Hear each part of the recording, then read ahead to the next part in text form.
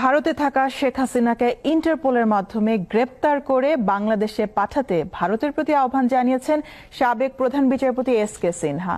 দুর্নীতির মামলায় 11 বছরের সাজাপ্রাপ্ত সিনহা এখন কানাডায় আছেন। মঙ্গলবার টাইম টেলিভিশনকে দেয়া এক সাক্ষাৎকারে এই মন্তব্য করেন তিনি।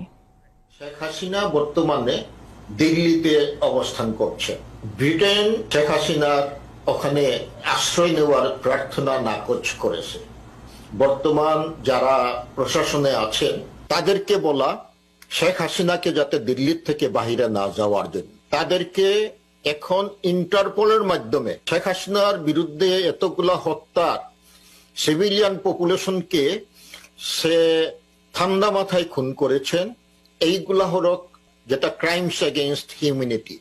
তাদেরকে যাতে কোনো দেশে আশ্রয় না দিতে পারে, দিল্লিকে বলা সেটা না দিতে এবং ইন্টারপোলের মাধ্যমে তাকে দেশে ফিরিয়ে আনা।